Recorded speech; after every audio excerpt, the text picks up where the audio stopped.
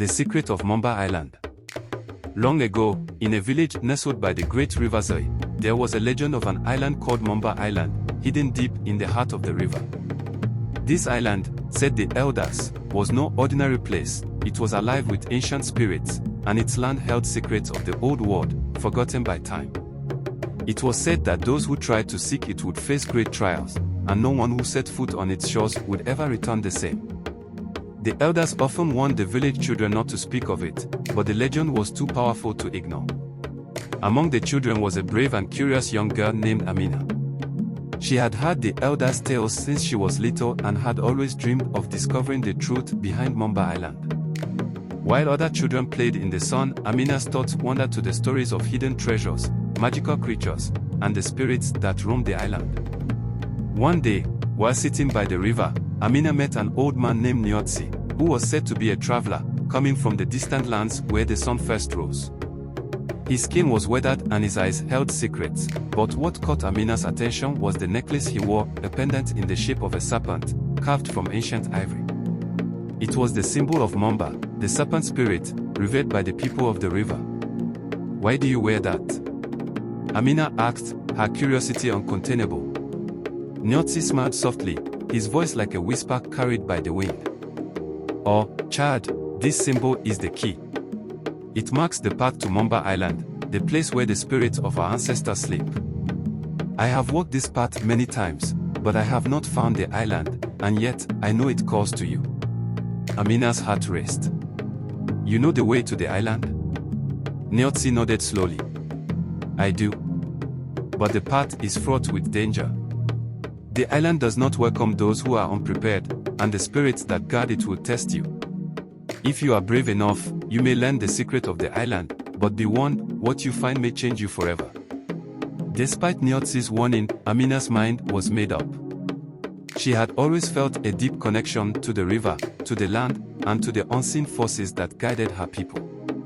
She felt in her bones that the island called to her, and she could not ignore its pull. The next morning, as the first light of dawn broke over the river, Amina set out with Nyotsi.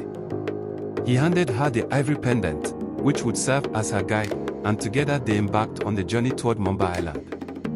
As they made their way down the river, the water seemed to shimmer with a strange energy, and the jungle on either side of them grew denser, more alive. Hours passed, and the air grew thick with mist. Suddenly, the boat stopped in the middle of the river. Ahead of them, the dark silhouette of an island appeared, rising out of the water like a giant, forgotten beast. The trees on the island were twisted, their branches reaching out like fingers. And in the distance, Amina could hear the sound of drums beating, low, rhythmic, like a heartbeat. "This is it," Nyotsi whispered. "Mamba Island." Amina's heart pounded as they drew closer to the shore. The island seemed to breathe around them, its spirit alive and watching. When they stepped onto the land, the earth felt warm beneath their feet, and the wind whispered in the trees as if speaking in an ancient tongue. Suddenly, the ground trembled, and a massive serpent, its scales glistening like silver, emerged from the shadows. It was the spirit of Mamba, the guardian of the island. Amina stepped forward, her voice steady but filled with awe. "I seek the secret of Mamba Island," she said, holding up the pendant that Nyotsi had given her. "I seek to understand the truth hidden here." The serpent's eyes gleamed, its voice echoing in Amina's mind. "To find the truth, child, you must first face yourself. The island holds no treasure, no glory. It is a mirror, a place to see your deepest fears and your truest desires. Only when you are honest with yourself can you unlock the secret of the island." Amina stood still, feeling the weight of the serpent's words. Her mind raced as the jungle around her seemed to come alive, shadows dancing and shifting. The serpent's words echoed in her ears, "What are you afraid of, Amina? What do you truly seek?" For the first time in her life, Amina looked deep within herself.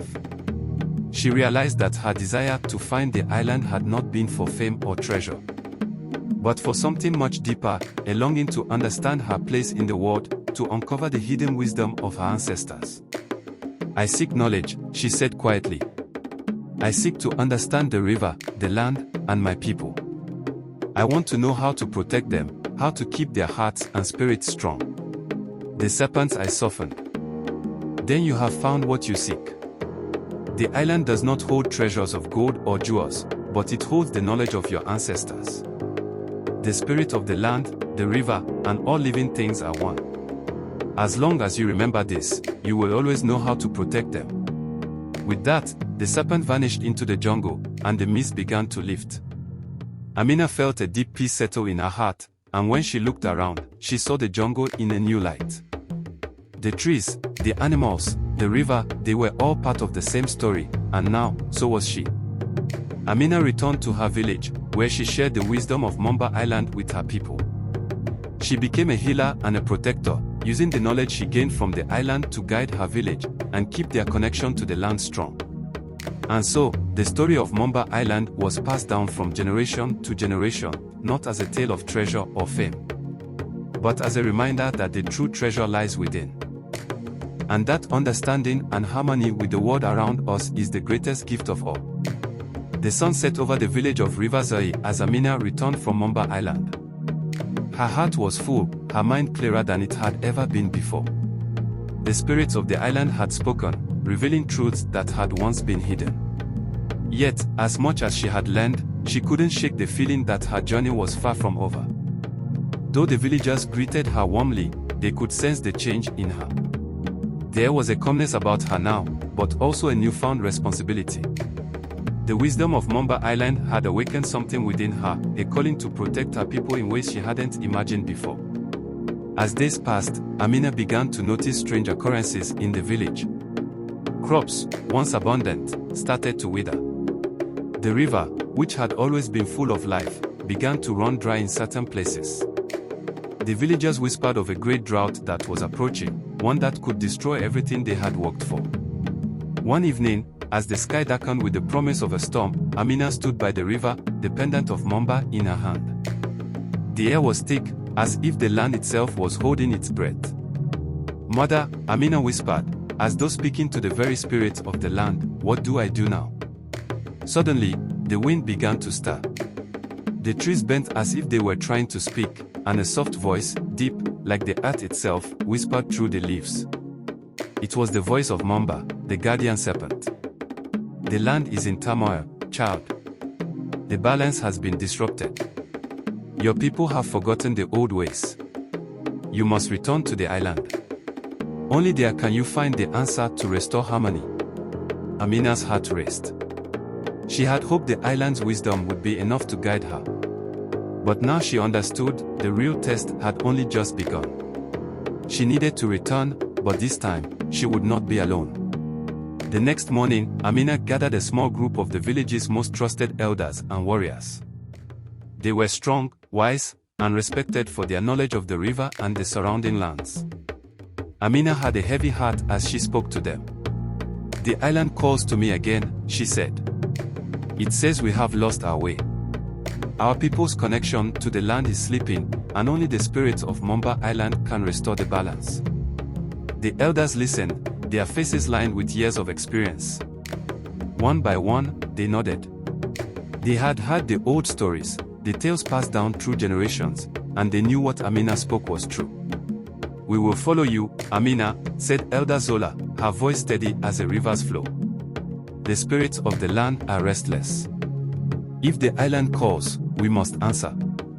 With their consent, Amina, along with her group, set out once again toward Mamba Island. This time, however, the journey was different. The river was no longer the same, its waters were lower, the currents weaker. It was as if the island itself was retreating from the world, growing distant and inaccessible. Days turned into weeks as they navigated the river, growing closer to the island. During this time, Amina began to have strange dreams. In them, she saw the Mamba serpent, coiled around the heart of the island, its eyes glowing with a fiery intensity. The serpent spoke to her, though its words were always cryptic. "The spirit of the river is fading. The balance has been shattered. Only when you find the heart of the earth will the land be healed." But what was the heart of the earth? Amina had no answers, only more questions. As they neared the island, the mist grew thicker, and the air became thick with the scent of rain. The island was not the same as it had been before, it was darker, as if the land itself was grieving. When they finally stepped onto the island's shore, the jungle seemed more oppressive, the shadows darker. The trees groaned under the weight of something unseen. The elders murmured among themselves, sensing the growing tension in the air. They traveled deep into the jungle, past the clearing where the serpent had first appeared. The familiar archway of stone was now covered in vines, and the glowing symbols were dim. It felt as though the island was holding its breath. And then, they reached the heart of the island, a massive stone temple, hidden beneath the roots of the tallest tree Amina had ever seen. Its trunk twisted upward, its branches clawing at the sky. The temple, though ancient, was untouched by time, as if it had been waiting for them. At the temple's entrance stood a figure, a woman cloaked in robes of green and gold, her eyes bright with ancient wisdom. "I have waited for you," the woman said, her voice like the rustling of leaves in a storm. "You have come to restore what was lost. But first, you must understand the truth." Amina stepped forward, the pendant of Mamba still around her neck. "What must we do?" The woman smiled, her face serene. "The island speaks to you, child. But it will not reveal its heart until you understand what it means to be one with the land. You must face the spirit of the river, the heart of the earth, and the serpent that guards the truth." With that, the ground trembled, and the air around them grew heavy with anticipation. Amina felt the power of the island surge through her. It was time to face what lay hidden beneath the surface of both the land and her own heart. Absolutely. Let's ramp up the suspense and intrigue, and add more mystical and thrilling elements to keep your viewers on the edge of their seats. We'll explore deeper layers of Amina's journey, the island's secrets, and how she comes face to face with the challenges ahead. As the air thickened with anticipation, Amina, the elders, and the mysterious woman in the temple stood in eerie silence. The ancient stone temple, its weathered walls covered with moss and vines, loomed ahead, as if the island itself was breathing with them. The ground beneath their feet vibrated slightly, and the distant sound of drums echoed like a heartbeat, deeper and more insistent than before. The woman in the robes of green and gold stepped forward, motioning for Amina to follow. "You are on the cusp of understanding, child," she said. "But to see the truth, you must confront the one thing that binds this island, the heart of the earth." Amina's heart pounded, but she nodded. "What is the heart of the earth? And why has it called me here?" The woman's gaze softened, as if she could see Amina's deepest fears and desires. "The heart of the earth is not a place, but a power that lies within all things, within the river, within the trees, within your people. It is what holds the balance of nature, but it has been disturbed."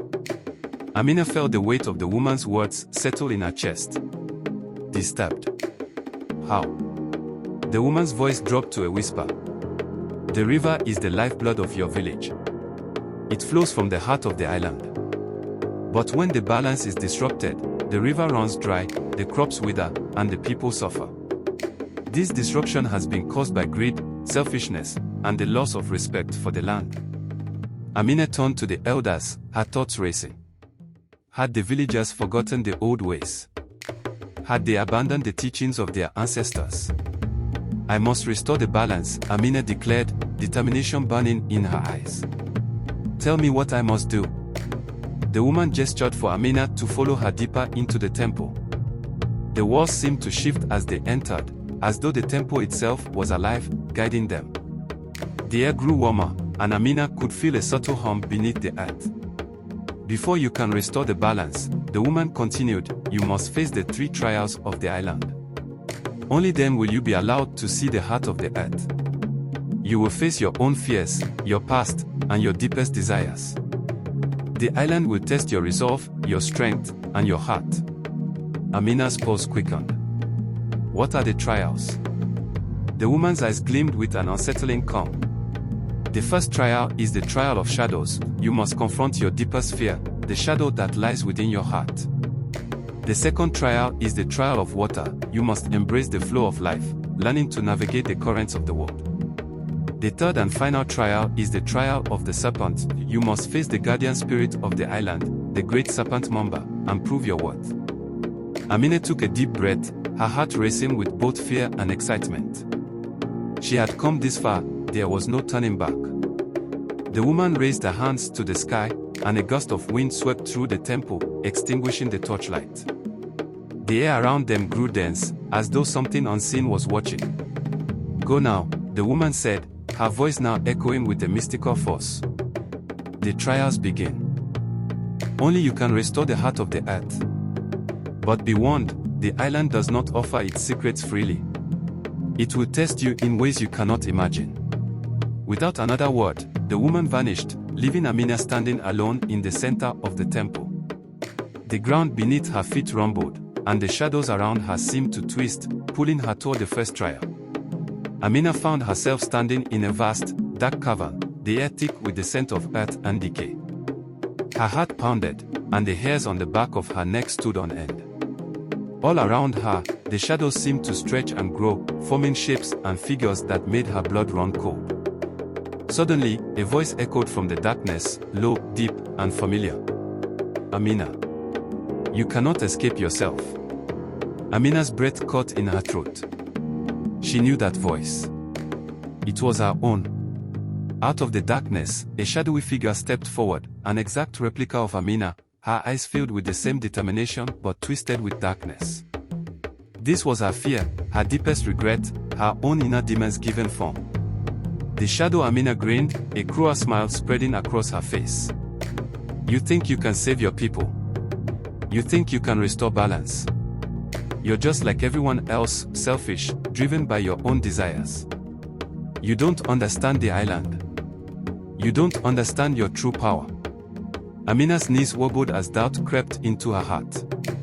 Was she truly capable of this? Hadn't she sometimes been blinded by her own ambitions? But then, she remembered the elders' teachings, the stories of courage, of wisdom, and of the strength that lay in humility and compassion.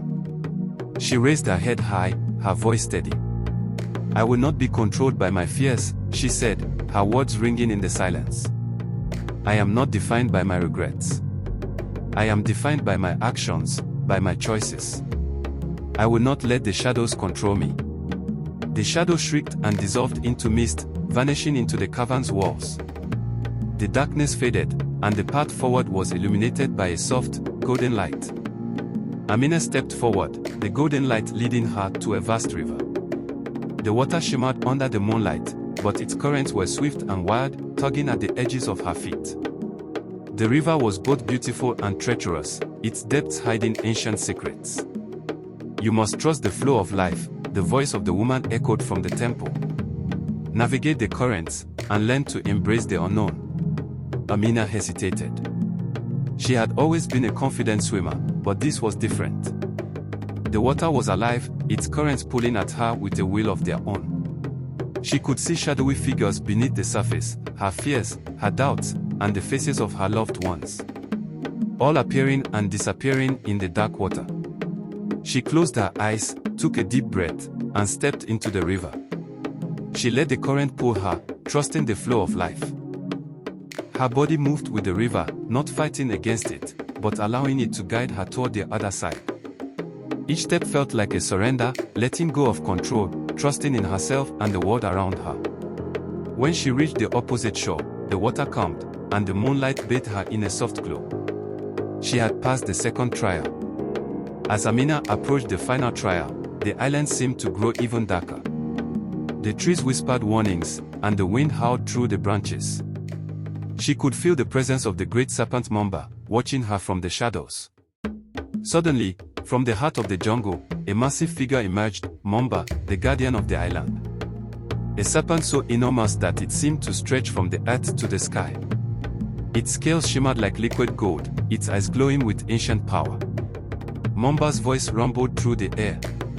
"You have faced your fears, you have learned to flow with life. But now, you must prove your worth. Will you face me, or will you turn away?" Amina took a deep breath, her heart pounding. She stepped forward, her resolve firm. "I will face you," she said, her voice clear and strong. The serpent coiled around her, its massive form towering over her. For a moment, Amina felt as if